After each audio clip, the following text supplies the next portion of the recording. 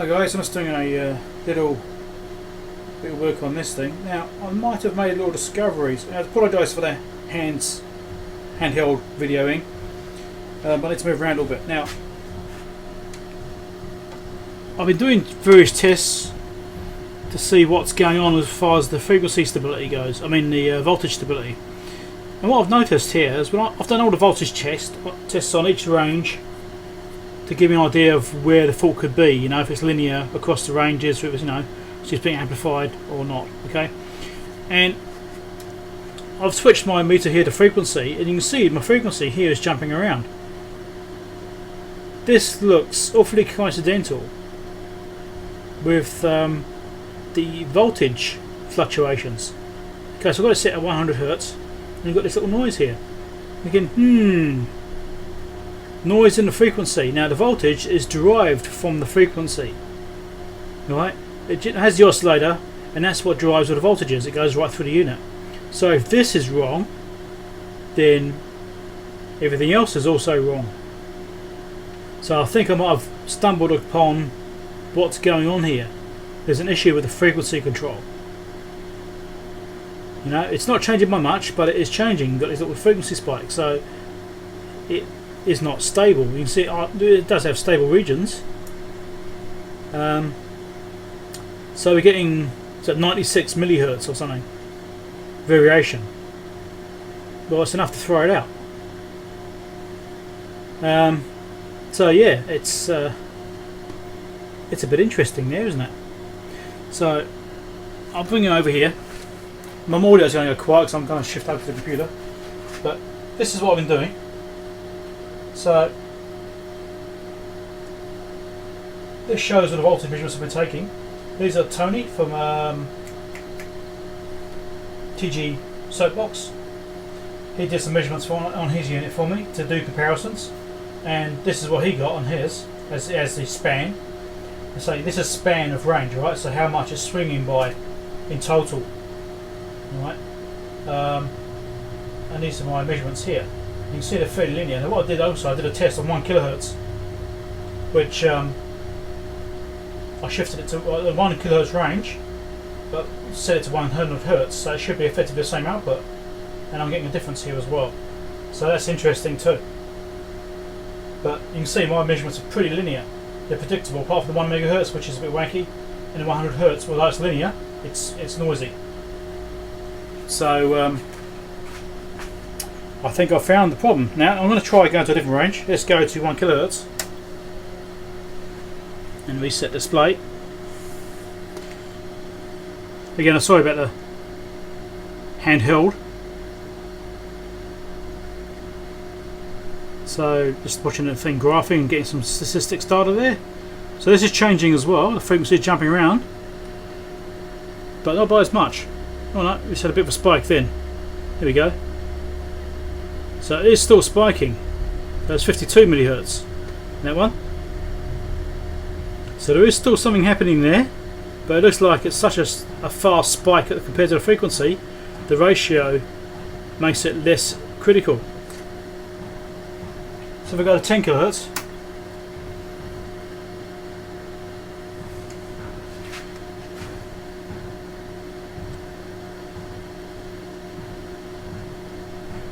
so there you go, 75 millihertz. So I'm still getting the same amount of frequency variation. You can see it okay there, I'm sure you can. Here we go.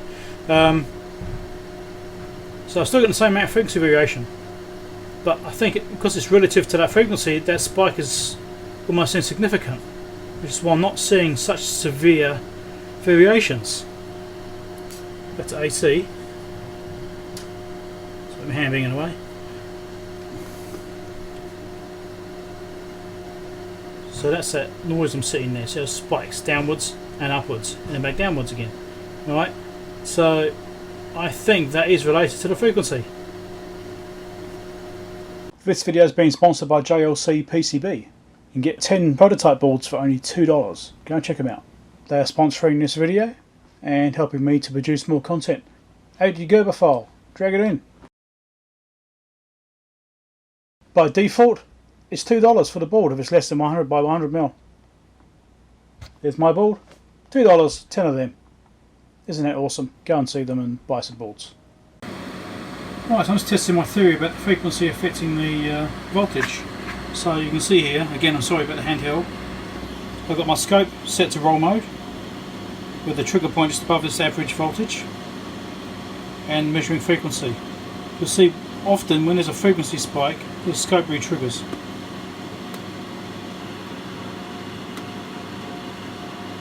See? Frequency spike, scope re-triggered.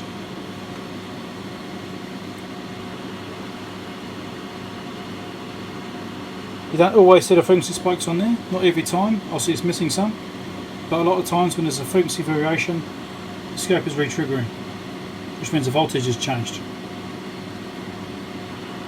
Alright, so see again another little dip there. So I believe I'm correct about the frequency variations is what's causing the voltage noise. Okay. The reason I've got it set up this way is it's the easiest way to see it, you know, where it re-triggers and fishes the screen on the scope. There you go, see how bad that is. Okay. So that's not catching every frequency variation, but it's catching a lot of them. Right, so that's a nice little troubleshooting method there, eh? Awesome stuff. There might be an easier way of doing it with a oscilloscope, using two probes and measuring frequency, but I had this one working already and thought I'll just hook that up. Nice easy way of doing it. So another bit of investigation. So I've set up my oscilloscope onto the counter output on the back of the Fluke. Again, I'm sorry I'm doing handheld stuff because that's what I'm doing right now. And I've set the colour grading and stuff on the scope so you can see erratic things, and I've put some persistence on for 1 second. So you can see occasionally I'm getting runt pulses coming up. See that? They shouldn't be there. So I'm getting runt pulses out to the counter output, which means, well, jitter pulses was putting my accurate description. So something's not right. They shouldn't be doing that. It should be consistent pulses. So I'll bring this out a bit.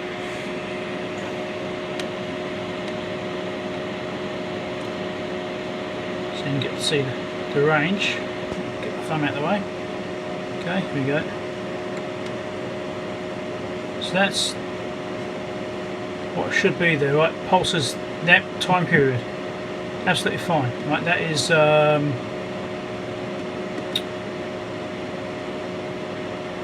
5 millisecond division, right? So that's 10 milliseconds apart.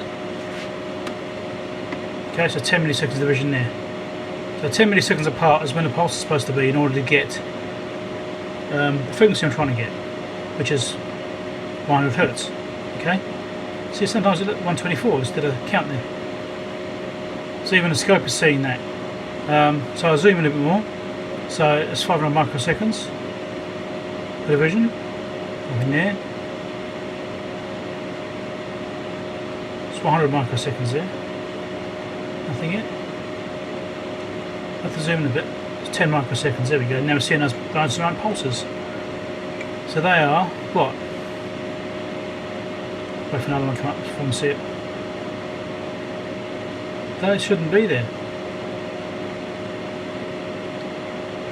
So that's probably what's causing this miscounting, because it's fast enough or slow enough for the counters to be able to see it and the circuitry to see it. So it's counting these extra pulses. So if I change frequencies, about 10 milliseconds again. If we go to 1 kilohertz,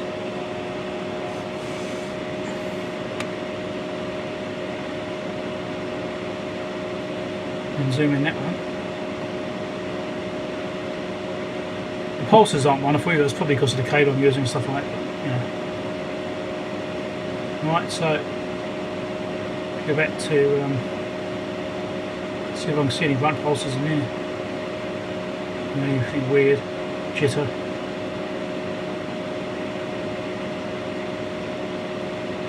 Nothing that seems to be there. There we go. There's one there. There's a 2 microseconds. Could have been hangover from change. Maybe. Anyway, so yeah, something's not quite right there. Right, I'm playing with the Fluke again, and I'm just trying to determine what's going on with it basically. So I've got 2 traces set up on the scope right now. So the top trace is channel 2, yeah I know, and bottom trace is channel 1. Now channel 1 is monitoring the output of the oscillator. Channel 2 is monitoring the voltage into the AC to DC converter card from the reference card, right? So I've got it all over here teed off, right? A bit of a mess, and I've also got this in here because I was playing with something. I'll show you that in a minute. And so I've got it all teed off, and I've got these cables and stuff, so it's all, you know, a bit messy but functional. So that's the reference card that normally goes straight to the AC DC converter card. I'm tapping into that so I can see the voltage on there. Alright, so the top volt is DC volts, and well, they're both DC coupled anyway, so you can see the offset stuff like that. So basically what's going on here is I'm trying to match the random spikes I'm getting on the output to some kind of source to try and find out where those little spikes are coming from, which are then transferring through to the main output of the unit. So by looking at the oscillator output itself, I can see when that gets noisy, and that does correlate with the actual unit. Right? So if I bring it down, this is on 1 kHz range now, 100 Hz range at 100 Hz, doing 0.4 volts right now. And here you can see the spikes randomly appearing. Okay, that's the issue I'm getting. Ignore the meter, that's not kind of hooked up to anything. But those little spikes are what's causing the output noise. So they are measurable on the oscillator card. Now the thing is though, they are relative measurements, so if I change the voltage level, that also changes, right? So it could still be a supply issue. However, as you can see from this top trace, as I'm stepping up the voltage from the reference, it's tracking that, and that's fine, okay? But when you see those spikes, you see that spike is probably an equivalent of a division. So that's going from 0.4 volts to 0.5 volts is equivalent of what those spikes are, okay? Based on the height of the spike. And you're not seeing that on the top trace. So the reference isn't what's creating the noise. So I've at least eliminated that. However, I'll show you something else. If I go to the reference, turn it back on, and I make it AC coupled instead, and then zoom it right in. I'll turn channel 1 off for now. Right, so you can see there's lots of noise there. Lots of noise. See this? I don't know if I can do it really well there. The triggering is on one channel, but this is what it's actually seeing. So these little spikes here like this. It's just a single. And I might have to change the trigger. Hold on a second.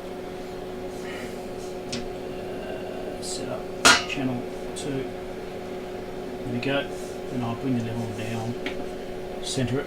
Right, so see these little up and down spikes, right? But they're periodic. They are pretty much predictable, okay? But you can see there is some jumping around in the timing, which is a little bit interesting. But that's because it's fed from the oscillator, right? So that's the oscillator jumping around, which is causing that to happen, I believe. Now, what I'm going to try, because that's a DC level, right? It's got an active filter on there. Now, actually, I've already tried this already just to see what happens, but I'm going to demonstrate it to you. Now, the output of the reference has a active filter in there to filter out all the noise and stuff, and switching noise and where it does all the frequency divisions to try and get it all nice and smooth, to get a nice smooth DC output. And as you can see there, it's mostly DC, but it's got these little spikes in there, right? Now if I come over here with this, and I stick a 0.1 UF electrolytic capacitor across that supply, look at that. That gets that right down. Now, if I use a larger value, it messes it up and actually makes it worse. Okay, so 0.1 actually gets it a lot lower. if I do, say, I tried it on a 4.7 before as well, and when I do a 4.7, the noise gets worse. See? It just throws it right out. It's obviously not able to react quickly enough, so then it just goes a bit haywire.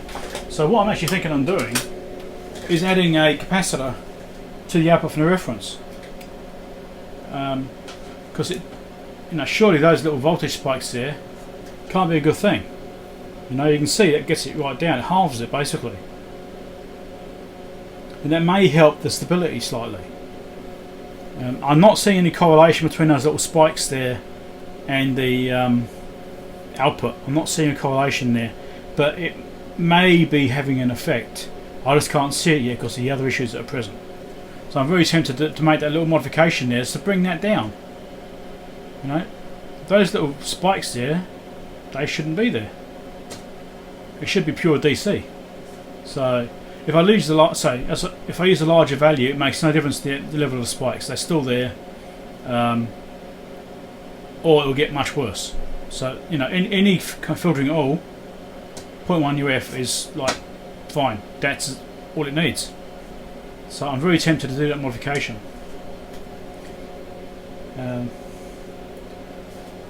Just interesting aside, when I just noticed that there. Oh, let's just try that and see what happens. So we'll see how we go. I may or may not do that. If I come back to having suspicions about the quality of the output, then maybe I'll do it. But yeah, and that's where we're at right now. So I'm still got that issue where I've got that noise in channel 2, which is the oscillator. So I'll try and figure out where that noise there is coming from, those random spikes. I need to source those. I was thinking of doing a substitution, injecting my own signal, but that's a little bit tricky. I'm going to have to look into that and inject my own either frequency onto channel 2 or voltage into the control circuitry. So I'm not quite sure which one I'm going to go yet. I think to eliminate the oscillator completely, I need to inject my own signal there again and go from there. Because originally I did this, the thing didn't work at all. There's no output, so I didn't actually make a lot of progress with that, and the calibration was way out. So I've done a calibration on it. Thereabouts. It's not perfect because of the noise and stuff that's in it, causing some issues, but it's close. So I need to basically try and get that to come up nicely. Let's switch this back to channel 1 again and turn channel 2 back off. Now I'm finished with that, and stick the triggering back on to channel 1.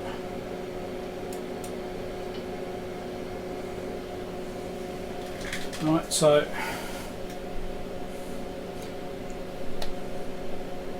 yeah. Right now it's not showing you the sides are playing up, interestingly. Oh, there we go, there's some spikes there. Put it down, make it roll again. When it rolls, you can see it a little bit easier. So,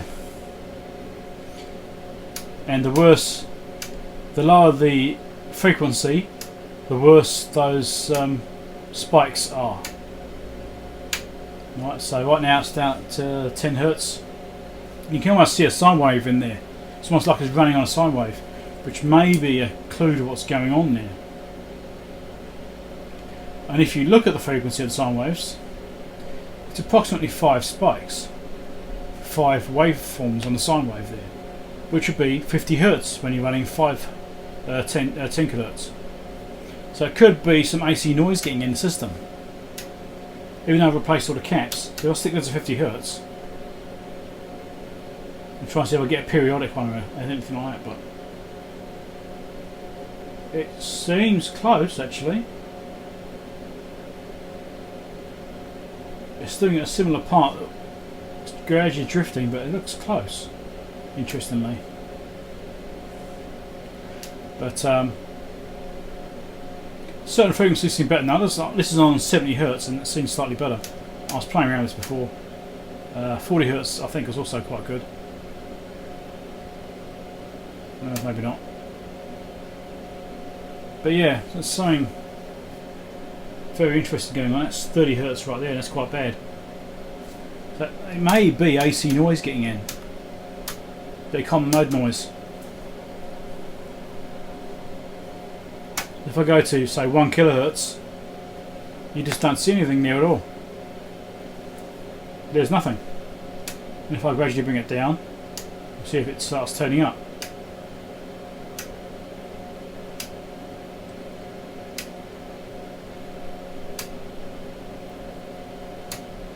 Oh, there we go, there's something. That's at 200 kilohertz. Oh, sorry, 200 hertz. I'm starting to see a little bit there now. So, at 300 hertz, gone. So anything below 300 hertz, it looks like, is got an issue. If I go up to 250 hertz, is it still there?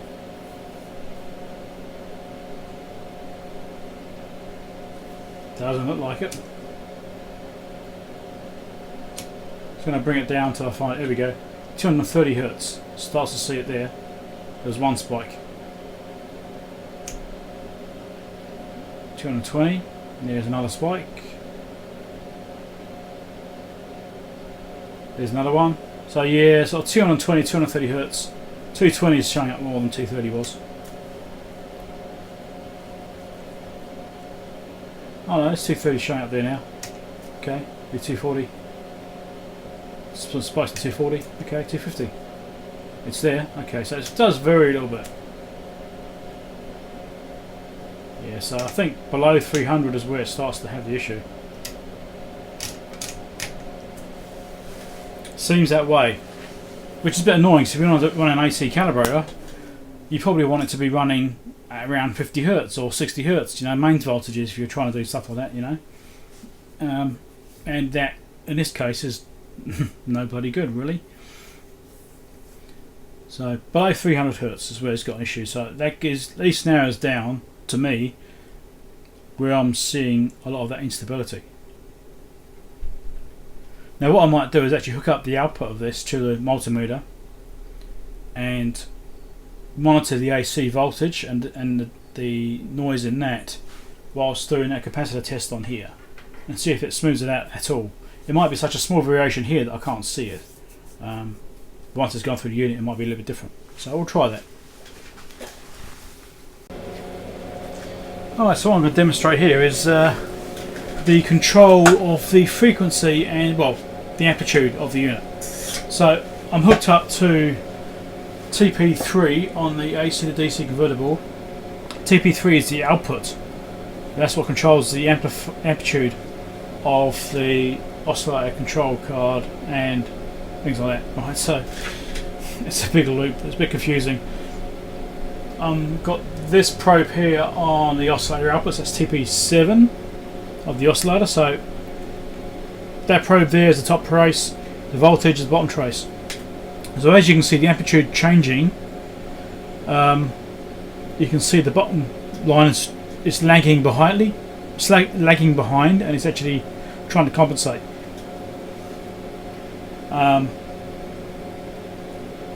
So when the bottom trace goes lower, it's a negative gain voltage. When it goes lower,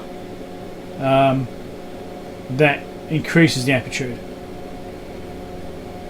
Have I got that right?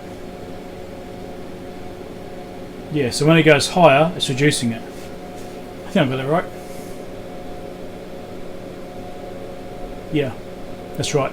So when the bottom trace increases in amplitude, it's trying to reduce the amplitude of the output. And you can see it's waving around quite a bit there. Now, I was playing around with these two adjustments on this oscillator control card. I managed to get it a little bit more of a clean output. Let's just clear that and reset this. So it's marginally, but I'm currently outputting 3 millivolts. Right, so really small signal. And it's doing 3 millivolts in here, but it's jumping around a bit there, you know. And this is at 10 hertz, so I'm really pushing it to what I can do, you know. So if I go to, that's 100 hertz on that range, which is where I get noise as well. So it should be pretty much the same thing, but it's actually slightly better there. as you can see here, just compared to that, it's the higher the frequency, the cleaner it is by a significant amount.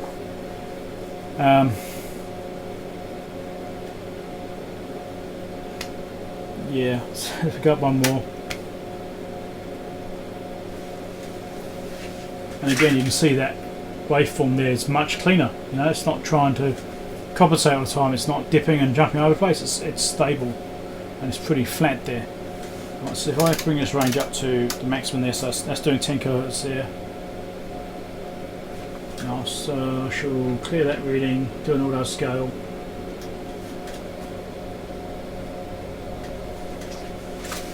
And so the higher the frequency, the better it is. You know, so it's. But you can still see in the graphing here, it's not that stable. So I'll just drop these down. It's now doing 1 kHz. And it's changed the frequency. Changed the output voltage slightly. I think I've set it actually. Let's do it again.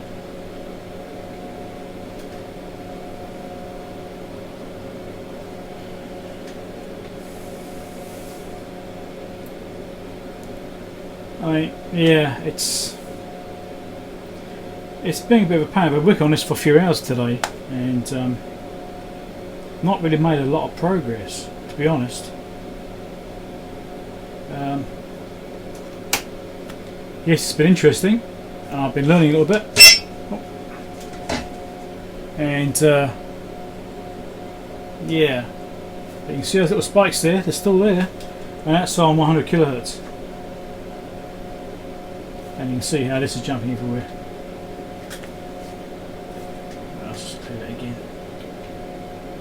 Because when you change ranges, it affects the output quite a bit. But those little spikes are still there.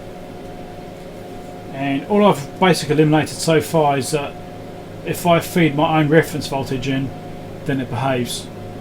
But should I say, that doesn't change anything. Like this reference voltage here checks okay, it seems rock solid. As I showed before, it's got some little spikes in here, but it doesn't seem to be affecting anything. I did some testing with that being filtered and didn't change anything. There's nothing obvious.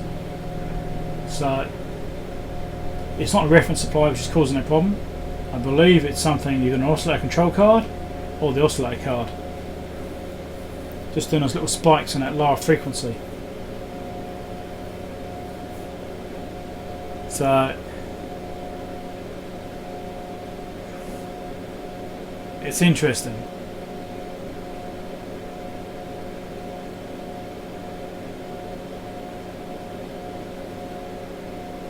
So where are we on? Yeah,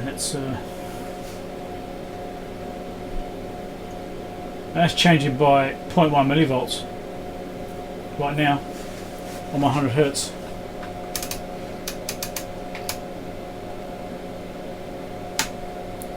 Shall I show you something while I've got it set up?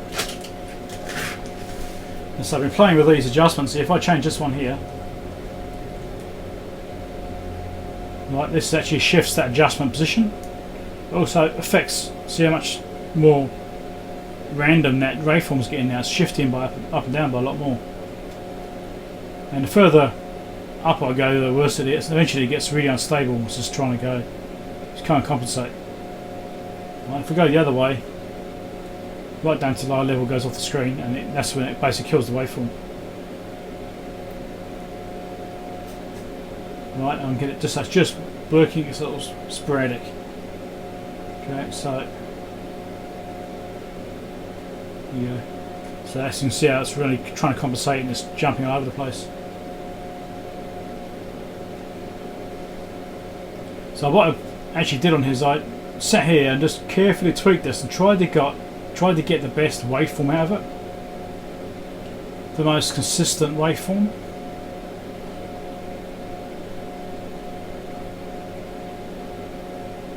And yeah, I mean you can change how it affects quite a lot, but it was around here somewhere where I found it most consistent. I think I did it on higher voltage before, something different that made it a bit easier to get tuned.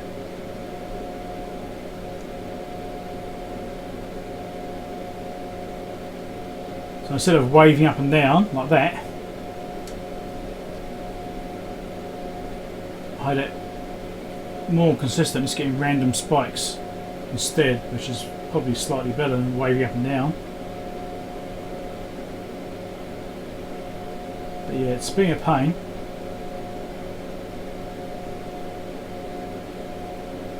Also, there's a proper calibration for this, and I actually think setting this for the cleanest waveform might actually be a better way to go. Right around there is pretty close. Let's just give this one here a tweak as well, because this affects things too. I'll turn it all the way around so it's a bit haywire there, and bring it back the other way. Smooths it out a little bit. There we go, that's a little bit better. That's more like it, isn't it? So let's just do a clear readings and rescale that. You can see it's a bit better in control there.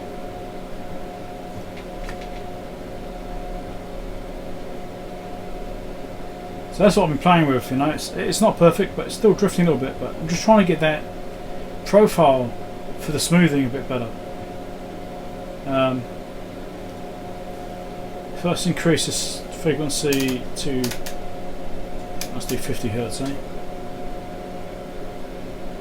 But those spikes are still there, so it's although I'm getting a smoother control waveform, it's not stopping those spikes. See, how I started this out is that when you see those spikes, you can see a little correction here. Right, I'll get this a little bit closer. There's a little correction after each one, but it's trying to fix it. So if that was preceding the waveform, then I'd know it's a voltage output control issue, and it'd be a glitch on the output of the control card affecting the frequency and the output from that. But it's the other way around. So the frequency is changing, then the control card is trying to fix that. So it gives me a bit of a clue there. So I think it's oscillator control card, or oscillator card, sorry. I think it's the oscillator card has got an issue. Could still be a control card. But yeah, this is driving me nuts. That's all I can really say about that. I mean, I'm actually tempted just to say it is what it is and leave it at that. Am I being too fussy about it?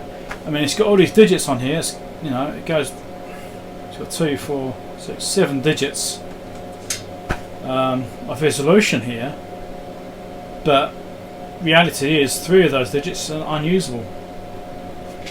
It's pretty pointless. So I don't know. Maybe it's just you know, it's not worth continuing any further with this.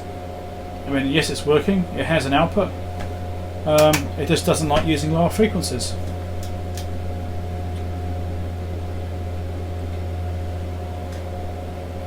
So right now I've got it set on 0.3 volts at 5 kilohertz, and you can see that all looks beautifully under control. The output is fluctuating a little bit there. What we got? Oh, about 20 millivolts. Is it right? No, 20 microvolts.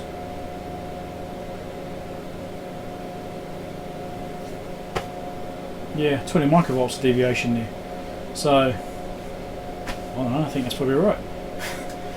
I'm getting a bit bored with this now. You know, I've been working on it for a while, and I've got to a point where I can't see what's causing the current issue with those little spikes. You know? And I've got other projects coming. I've got one already sitting here waiting for me to work on. So I'm getting very tempted just to call it a day on this thing and just accept what it is. I am likely to sell this. I've got another unit on the way which will hopefully arrive okay. Not one of these, it's a different brand. It's a Valhalla. Valhalla is what I'm looking at. So, because that can do high voltage, it's going to do 112 volts basically, this thing. That's all it can do. and I want something to go higher than that. When I purchased it at the time, I didn't realise it didn't actually go above that level. I thought it would actually go up to 1000 volts, but I was ignorant of the fact that it needs a second unit which is plugged into to do that high voltage. So yeah, I don't know. Am I worrying too much about this? Maybe.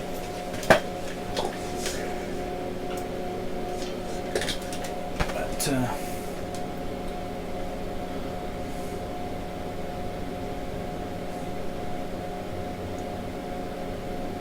and right now I'm doing what? 1 volt at 5 kilohertz.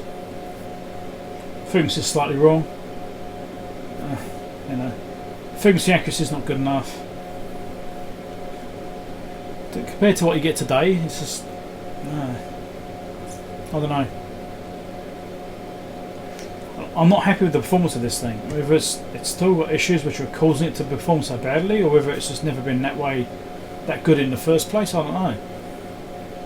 My other Fluke Calibrator DC one works really well, and that has no issues. You know, that's you know, that is a nice output, and these high resolutions at the bottom end, they all work. You know, you can do that step and you can see it. But AC, just I don't know, it's just not working as well.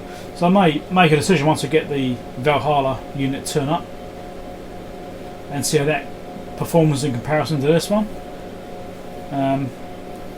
But I'm likely to sell this Fluke. But I don't really want to sell it if it's not working right either. That's the other problem.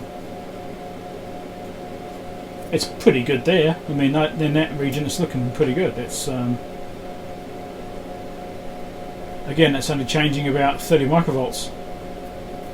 You know, to me, that's an acceptable level. Now, if I change his lower ranges, can I even see those? I'll step that one right up.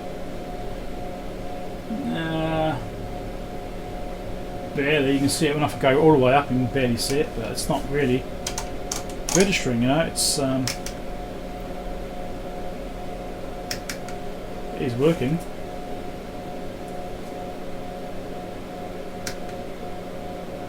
So those steps are working on that one. That's the second to last digit. You know, so those are working in that regard. So you think, well, if the second to last digit is working in that, you know, to a good enough accuracy, then is that an issue? If I do the last digit, then sure, you can expect to see a small change. It's not a big change. I mean, I'm not really seeing much.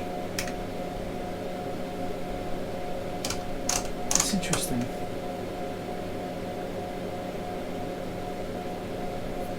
Is that right? Is there another problem I just found? Possibly. So at that level there, I should be getting about something close to that when I turn the other one all the way up. No, it did come up. Yeah, I don't know. But that's the least significant digit.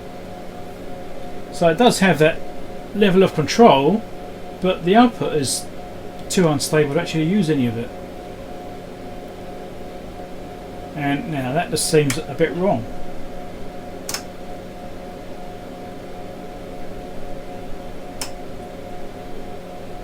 Yeah, I don't know. I'll have to make a decision on this, I suppose. But I'm getting a bit tired of working on it, to be honest. Yes, it's working. Is it working to the accuracy level I expect from a calibrator? No. No, it's not doing well enough, and that's disappointing.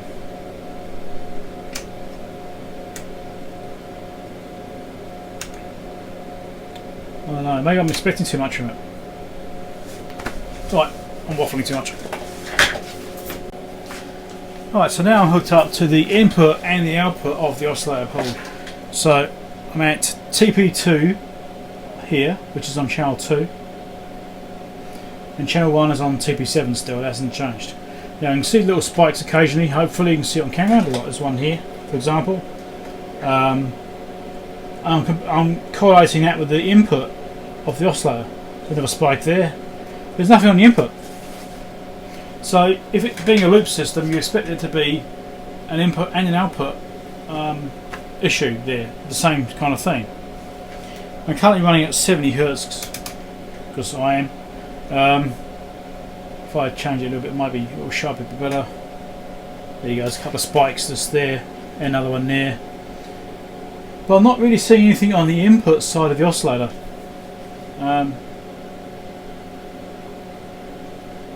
There's nothing really correlating to what's happening on the output. So let's try a different test point.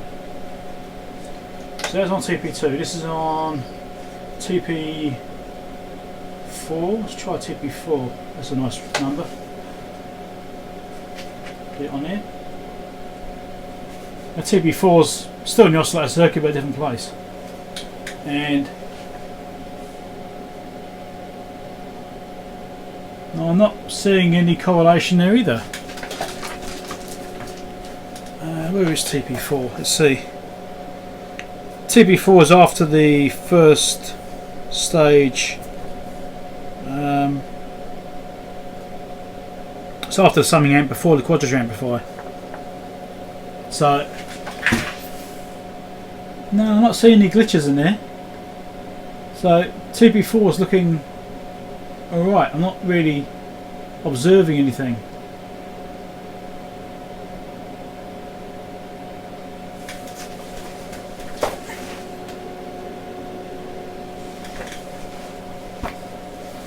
So I can see some more detail with that. No, there's nothing that's matching there. It's just noise on the bottom one. Okay, so we look at TP5 and TP6 next and see if there's anything there showing up. So TP5 is where? TP5. Where's TP5? I can see TP6.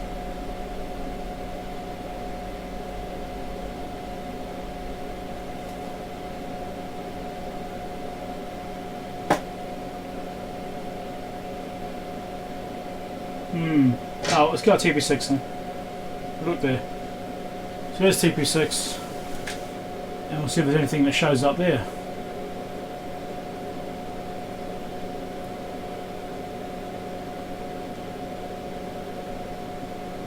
I'm just looking for matching patterns, you know, where maybe it will dip at the same time or spike at the same time. Don't know. No, that one's a spike. The other one's been dips. That's a there. There's nothing obvious there. Nothing at all obvious. There appears to be nothing there. So again, I'm not seeing anything. And that's on TP6, which is interesting.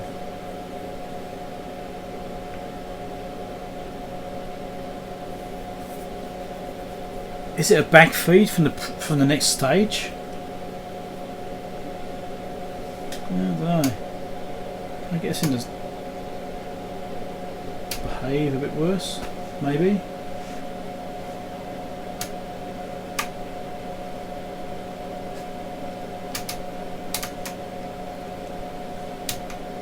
Let's try and see if I can get the spikes more obvious. But it's not really showing up much, right? So ironically, it's behaving a bit better than normal.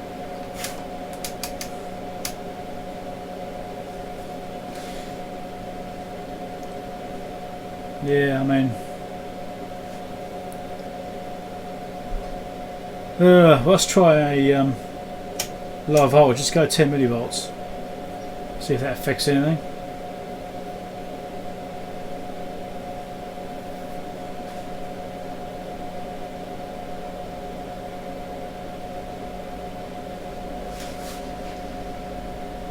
There's no correlation between that stage there. It's just that is. I'll show you on here. So I'm measuring a TP6, which is right here, and TP7. So here is looking just a bit of noise in the bottom trace, and that's the top trace is we're getting those little spikes. So there's nothing here, but there is here. So does that mean it's a feed from somewhere else which is causing the problem? Is it a back feed? That's possible. Is it an issue with leaky diodes? There's a few diodes here on the output of that circuit there. That's possible.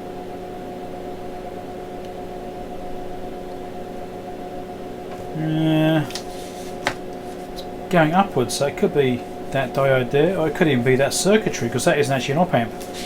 It's actually this. Summing amp, register amplifier, oscillator amplifier, this one here. So that's where I'm testing, is here and here, basically. Here's clean, here's not. Is it something in this section? Possibly. There's a tantalum cap here.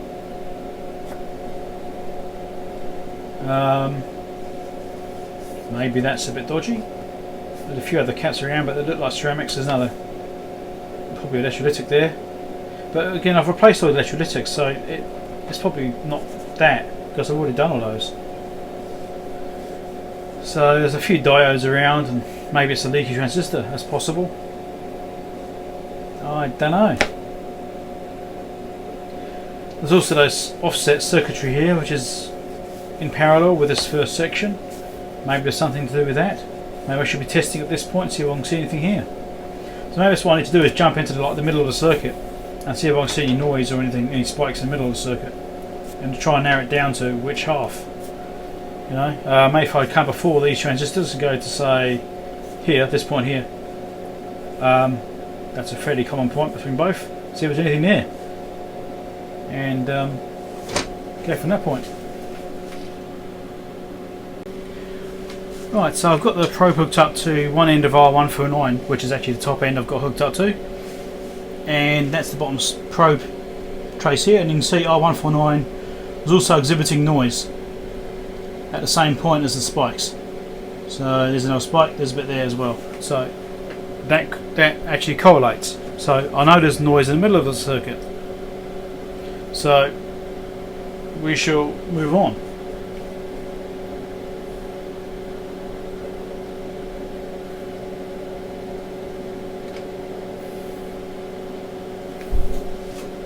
Yes.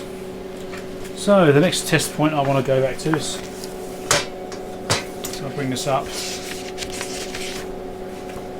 So I'm testing here.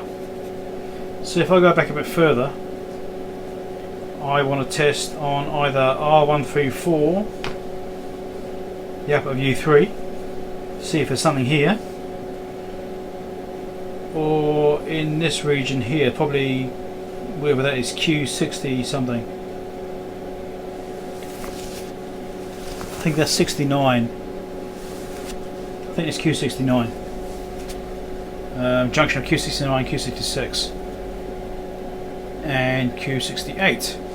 Maybe I can measure in that region there, right? Because that's a pass through to the next stage. So we measure here. That'll tell me if it's before, could potentially in this bit, or after, between here and here, right? Or here and here. So I'll test on this point here, that junction of those three transistors, well, those two transistors in that MOSFET, should I say, and see what's going on there. So I'll try and figure out where those are, and I'll come back. Right, so I tried hooking up to, where was it? Over here somewhere, a junction there between Q66 and Q69, and it affected the oscillator too much, and it was upsetting it, so it didn't actually work very well. I wasn't able to determine anything from that. So I know there's noise over here. I can't tell if there's noise here. I've tried probing into here, I can't tell. So I'm not really sure yet where the problem is. The fact there's a C34 here, which is a 15 UF tantalum, that makes me a little suspicious. So I'm wondering if I should look at that one there for a start and just change that, just to rule that out. There's two tantalums on this board. If I just replace both, well, in that section I should replace both of those, that might tell me something, or nothing.